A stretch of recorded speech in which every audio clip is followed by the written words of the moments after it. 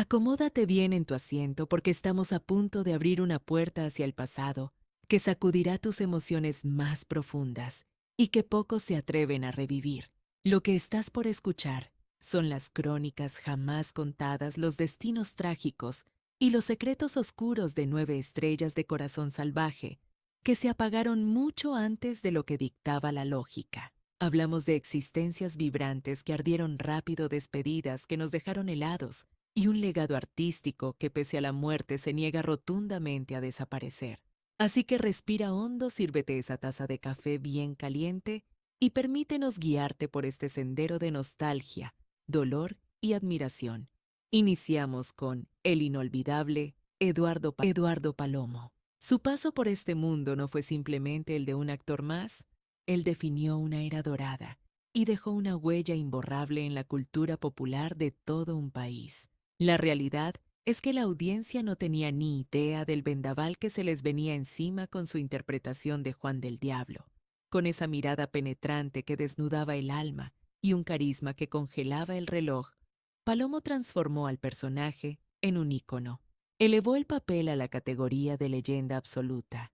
Encarnó al pirata indomable, al rebelde con causa que peleaba por justicia y amaba con una ferocidad que derretía la pantalla, redefiniendo lo que significaba ser un héroe romántico. Sin temor a equivocarnos, él fue el prototipo definitivo del galán de la década de los 90, el rostro varonil que provocaba suspiros y aceleraba pulsaciones en millones de hogares cada tarde. Sin embargo, como si se tratara de un guión escrito por un dramaturgo cruel, el destino le tenía reservada una jugada macabra, justo en su mejor momento. Habiendo llegado al mundo un 13 de mayo de 1962 en suelo mexicano, Eduardo había cimentado una trayectoria impecable en teatro y cine, cosechando triunfos que envidiaría cualquiera. Desde La pícara soñadora hasta Yo, compro esa mujer, y claro la cumbre de su éxito en Corazón Salvaje, todo lo que tocaba se convertía en oro puro. Cada actuación era una prueba fehaciente de que había nacido para ser inmortal en el arte, pero la parca celosa de su luz decidió actuar de forma implacable. Aquel fatídico 6 de noviembre de 2003, mientras cenaba en Los Ángeles y reía con amigos, el corazón de Eduardo se detuvo repentinamente a los 41 años, víctima de un ataque fulminante que nadie vio venir. El impacto de la noticia sacudió a México y a Latinoamérica entera como un terremoto. Compañeros de set, prensa y fanáticos quedaron en un estado de shock absoluto.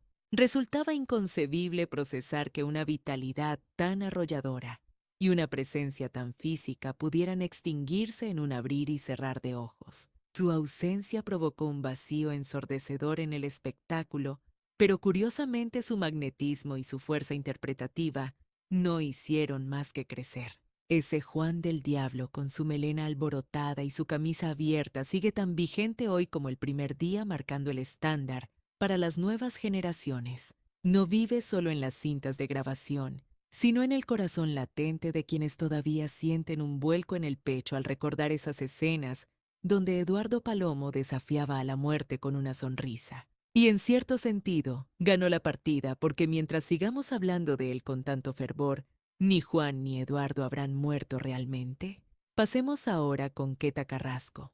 Dentro del torbellino de intrigas de Corazón Salvaje, donde el odio y el deseo colisionaban constantemente, existía una figura que parecía descender de otro plano.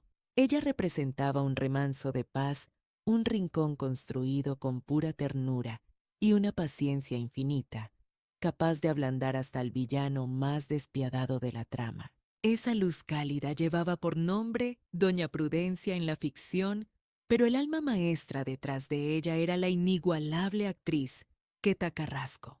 Mientras los personajes principales se desgarraban entre gritos, celos y amores prohibidos que parecían no tener solución, la querida Doña Prudencia emergía como ese bálsamo necesario, ese respiro de aire fresco, que la audiencia agradecía profundamente entre tanto drama. Era la encarnación de la abuela ideal, la mujer que con una simple sonrisa curaba heridas y que sin necesidad de grandes discursos transmitía una sabiduría ancestral. Es esa clase de papel que sin buscar acaparar los reflectores, se roba el cariño genuino de la gente y se vuelve indispensable en la historia.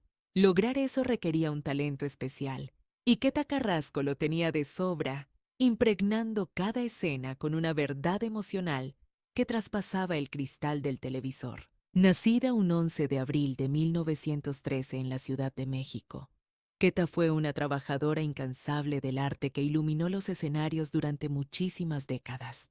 Su currículum era impresionante, con más de 40 películas en su haber y un sinfín de telenovelas, ganándose a pulso un lugar de honor en la historia del entretenimiento mexicano. Su rostro amable, esa presencia que irradiaba paz, y su habilidad para conectar con la bondad humana dejaron una marca imborrable en varias generaciones de espectadores. No obstante, la ley de la vida es ineludible, y hasta las luces más reconfortantes deben apagarse algún día para descansar.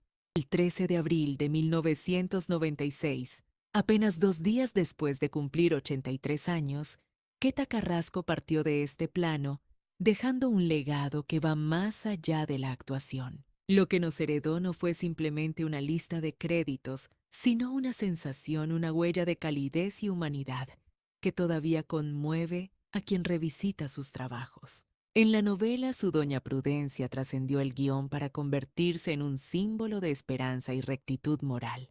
Fue la prueba viviente de que incluso en los relatos más oscuros y tormentosos, siempre hay espacio para la dulzura que todo lo cura. Hablemos de Ante fue Noel Mancera, interpretado por el maestro Enrique Lizalde. Mientras el universo de Juan del Diablo se consumía en llamas de pasión y mentiras insostenibles, Noel aparecía como la figura de autoridad que todos deseaban tener cerca. Era el abogado incorruptible, el amigo leal hasta la muerte, el faro de moralidad que guiaba a los protagonistas a través de la tormenta capítulo tras capítulo. Su voz de barítono, su porte elegante y esa sabiduría que emanaba de su mirada le daban una autoridad natural que poquísimos actores han logrado replicar. La realidad es que Lizalde no necesitaba actuar el papel de hombre respetable. Él simplemente lo habitaba con una naturalidad pasmosa. Habiendo nacido el 9 de enero de 1937 en la capital mexicana, Enrique Lizalde ya era una institución mucho antes de pisar el set de esta producción. Con una carrera que abarcó más de 5 décadas, su historial estaba repleto de personajes icónicos moviéndose con maestría entre héroes nobles y villanos complejos o figuras paternas. Producciones como La usurpadora María, La del barrio o Esmeralda son solo algunos ejemplos que confirman su rango actoral inagotable y su disciplina férrea. Pero tristemente, en el teatro de la vida real, incluso los hombres más sabios y fuertes tienen que enfrentar el telón final. El 3 de junio de 2013, el medio artístico lloró la pérdida de uno de sus más grandes pilares. La partida física de Enrique Lizalde a los 76 años marcó el fin de una era, pero dejó cimientos artísticos indestructibles que incluso en la actualidad siguen siendo objeto de análisis y profunda admiración. No obstante, para esa legión incalculable de Beanie and Indias, fanáticos que maduraron bajo el hechizo de Corazón Salvaje, él jamás dejará de ser Noel Mancera, el pilar de la ética, el centinela de la justicia y ese compañero inquebrantable que jamás dudó al extender su mano. Y es que existen intérpretes que simplemente encarnan un rol y luego están los gigantes como Enrique Lizalde, quienes se transforman en leyenda viva. Pasemos ahora a Gonzalo Sánchez. Dentro de una trama donde desbordaban las obsesiones fatales, los linajes malditos y las amenazas en la oscuridad, muy pocos personajes lograron generar una ternura tan genuina como lo hizo el Tuerto. Ese individuo, astuto, leal hasta la médula y dispuesto a caminar junto a Juan del Diablo incluso hacia los abismos más tenebrosos, donde la luz apenas llegaba. Tras la piel de ese personaje imborrable, habitaba Pedro Gonzalo Sánchez, un artista que tal vez nunca persiguió los destellos de la vanidad, pero que acabó siendo el latido sentimental de esta obra maestra. El Tuerto distaba mucho de ser el galán de portada. Carecía de porte aristocrático y de retórica grandilocuente, pero poseía algo mucho más valioso, ¿cierto? Tenía esa autenticidad palpable, esa cercanía de barrio que provocaba que los televidentes lo sintieran como un miembro más de su propia familia. A través de sus muecas, su sentido del humor y una lealtad a prueba de balas, inyectaba humanidad en un relato que estaba teñido por la tragedia y los amores tormentosos. Pedro Gonzalo Sánchez construyó todo ese universo con una humildad magnética, casi sin pretenderlo, lo que garantizó su permanencia en nuestra memoria. Más allá del fenómeno de Corazón Salvaje, su historial artístico abarcó producciones como Noches de Cabaret y Fin de Semana en Garibaldi. Fue una carrera de perfil bajo, es cierto, pero sólida como una roca y honesta en su ejecución. Era esa clase de actor que sostiene la verosimilitud de la escena y deja huellas sin reclamar aplausos. Sin embargo, como suele ocurrir con las tragedias que no envían señales de alerta, el destino jugó sus cartas de manera abrupta. Corría agosto del año 2018 cuando diversos portales de noticias validaron el suceso que nadie deseaba leer sobre Pedro Gonzalo Sánchez. Su vida se apagó al parecer a causa de un infarto fulminante marcando el calendario el día 15 de agosto como la fecha de su despedida final. Se marchó sin hacer ruido lejos de los escándalos mediáticos y de las portadas amarillistas, pero para los devotos de la telenovela su ausencia se sintió como un impacto directo al alma, pues con él se desvanecía un fragmento vital de la inocencia de la historia. A día de hoy el tuerto se mantiene vigente y respirando en la nostalgia de la audiencia. Ese camarada incondicional, el compinche jocoso, el hombre sin dobleces cuya lealtad permanecerá cincelada para la eternidad en la mente de todos aquellos que fueron testigos de su andar junto a Juan hasta el último suspiro. Si este relato te está atrapando, escribe un número 1 en la caja de comentarios. Si no es así, deja un 0. Tu honestidad es nuestro mejor motor. Hablemos ahora de Edith González. En medio del huracán pasional que definía a Corazón Salvaje, existía un rostro capaz de iluminar la escena con su sola presencia. Una belleza angelical y serena que sin embargo ocultaba una fortaleza titánica, lista para retar a las leyes del destino. Esa cara pertenecía a Edith González, la actriz que transformó a Mónica de Altamira en una de las figuras femeninas más veneradas en la historia de la televisión hispana. Mónica trascendió el arquetipo de la niña rica y sumisa oprimida por el qué dirán. Ella representaba algo mucho más complejo. Era el alma lastimada, que rehusó quebrarse, la mujer desplazada, que halló grandeza en su mutismo, la novia descartada que prefirió el encierro del convento antes que dejar que la pena la destruyera. Pero entonces, siguiendo la lógica implacable de la novela, sucedió lo que tenía que suceder. La irrupción de Juan del Diablo cambió las reglas del juego y la vida de Mónica tomó un rumbo del cual ya no habría retorno posible. La conexión eléctrica entre Edith González y Eduardo Palomo se convirtió en materia de mitos y leyendas. Cada intercambio, cada roce de piel, cada palabra dicha a media voz parecía diseñada para incendiar los televisores. No era actuación, era vida pura. Y nosotros el público quedábamos hipnotizados, conteniendo la respiración capítulo tras capítulo ante tal despliegue de intensidad. Nacida el 10 de diciembre de 1964, Edith ya era un pilar indiscutible del espectáculo mexicano. Su don interpretativo, su dominio del escenario y esa habilidad para proyectar sentimientos crudos la llevaron a encabezar triunfos como Salomé, Nunca te olvidaré y Doña Bárbara. No obstante, ninguna de esas interpretaciones lograría calar tan hondo en la fibra emocional como lo hizo Mónica de Altamira.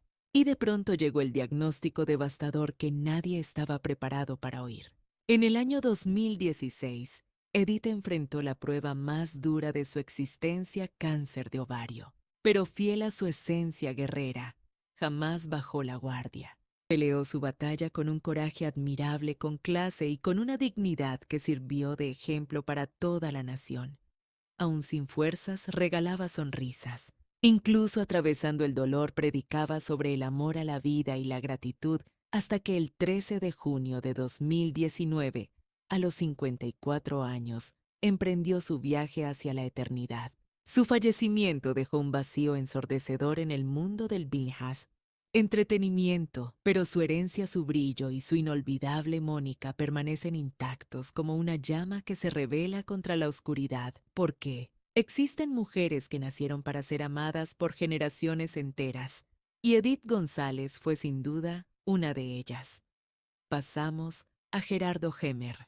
En el inmenso cosmos de esta producción, donde cada rol parecía cargar con una cruz más pesada que el anterior, hubo una tragedia que rompió la cuarta pared porque no fue ficción. Fue un suceso real crudo y que nos tomó a todos por sorpresa de la manera más cruel. Nos referimos a Gerardo Hemer, el joven talento que dio vida al modesto y trabajador Joaquín Martínez. En la narrativa de esta historia, Joaquín navegaba en una zona gris. No encajaba en el molde del antagonista despiadado, pero tampoco portaba la capa inmaculada del Salvador. Se trataba más bien de un alma ingenua, un joven común que terminó siendo un títere en las maquinaciones perversas del capitán Espíndola, utilizado cruelmente para tenderle una trampa a Juan del Diablo en una partida amañada que superaba su comprensión.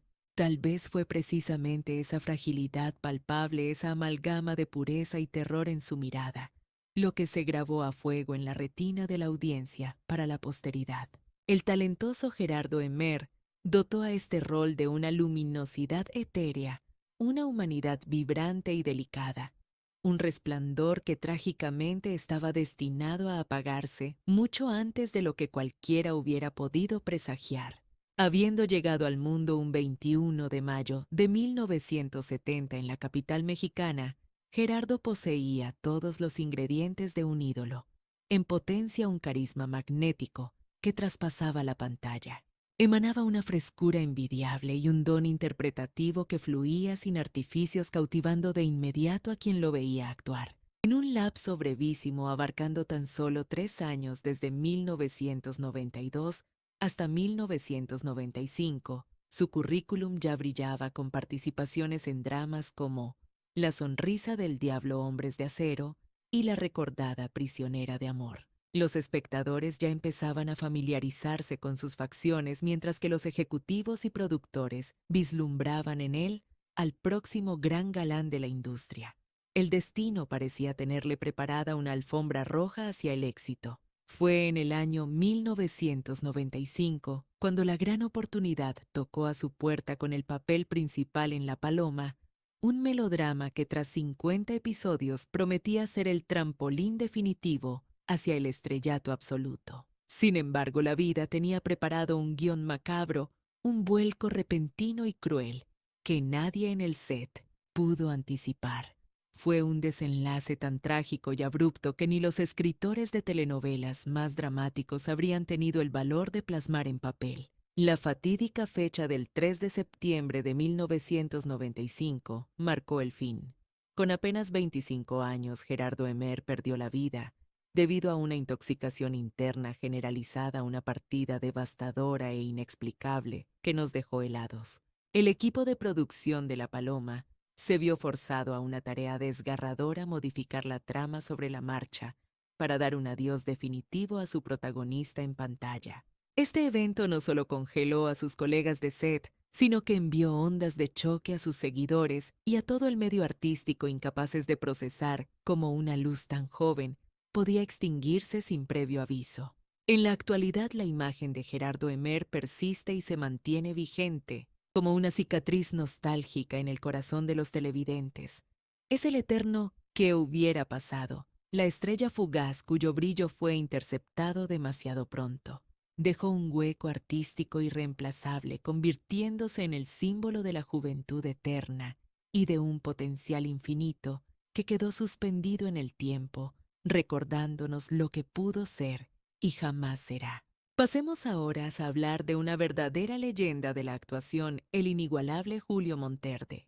Dentro de una narrativa cargada de pasiones prohibidas, donde la lujuria y la traición danzaban juntas y cada secreto se sentía como una losa pesada sobre los personajes. La trama de Corazón Salvaje requería desesperadamente un contrapeso, una voz que no buscase el conflicto, sino la paz.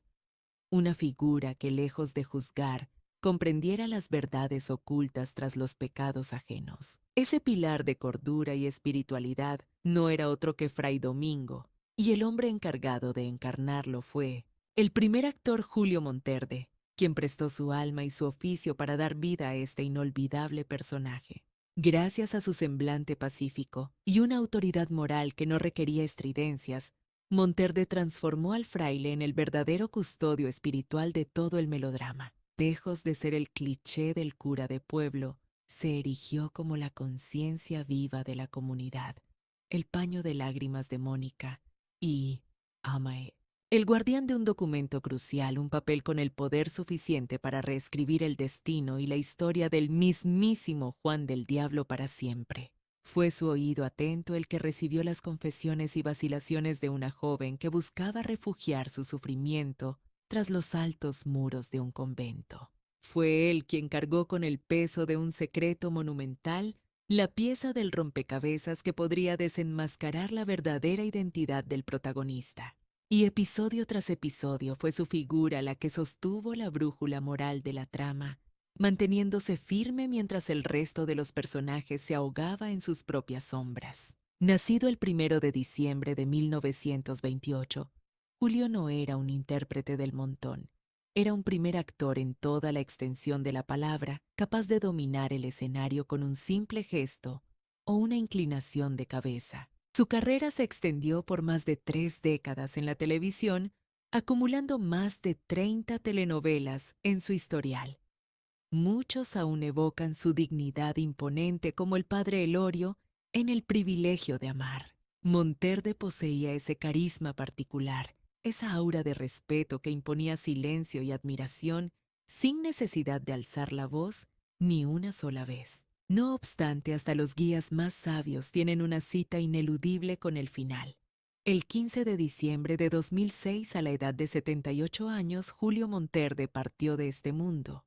El medio artístico le dio el último adiós con una solemnidad respetuosa, tal como se despide a los grandes hombres que fueron discretos pero absolutamente indispensables, sin controversias, sin titulares amarillistas, ni ruido innecesario, solo con un profundo reconocimiento y gratitud eterna. En el presente, su esencia perdura en la mente de aquellos que atesoran.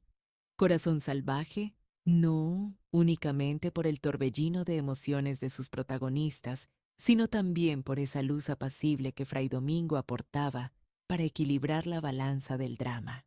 Recordamos al hombre que conocía más secretos de los que pronunciaba y que solo hablaba cuando el corazón de los demás urgía consuelo.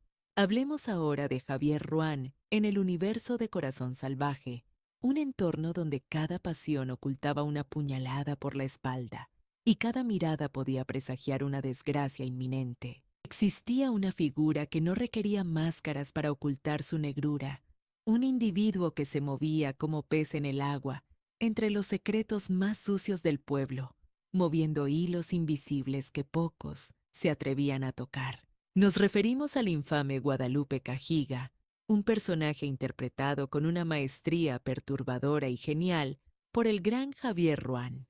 Cajiga distaba mucho de ser el antagonista de Cartón Piedra o una simple caricatura del mal.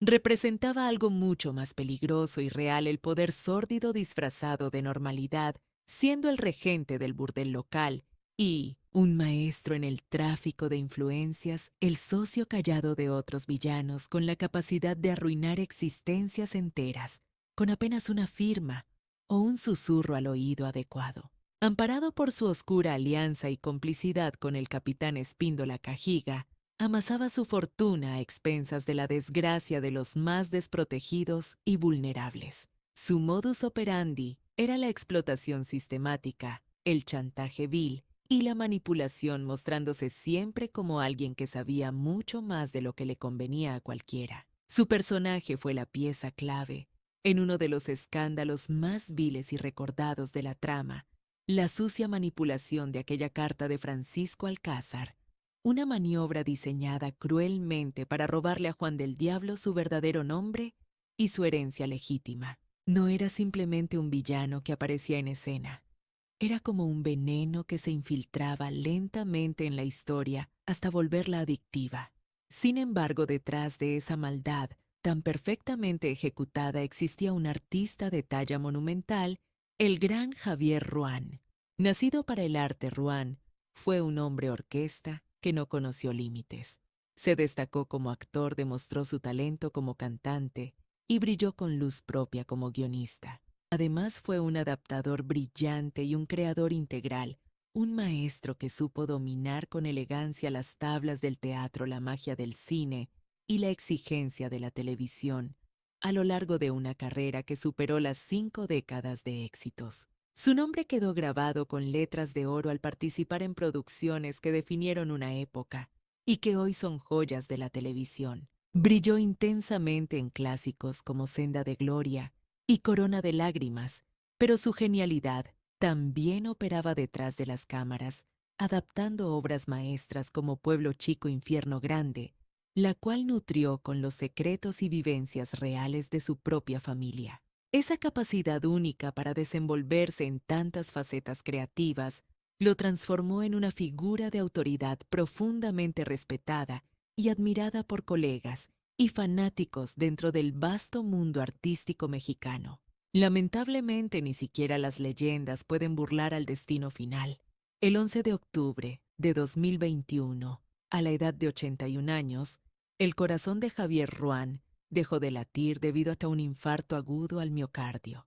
La noticia de su partida cayó sobre el público como un telón de acero abrupto y doloroso, marcando el final de una vida entregada por completo a la pasión de los escenarios. Los espectadores perdieron a un catedrático de la villanía compleja, mientras que la industria del entretenimiento despidió a un creador irrepetible cuya ausencia se siente profundamente. Hoy en día, su interpretación del inolvidable Guadalupe Cajiga perdura como el ejemplo perfecto de cómo construir un antagonista, un ser oscuro y temible, sí, pero cargado de una humanidad tan real que resultaba fascinante. Se trata de un villano que se niega a morir y que sigue latente en la memoria de todos aquellos que vibraron con las noches intensas y apasionadas de Corazón Salvaje.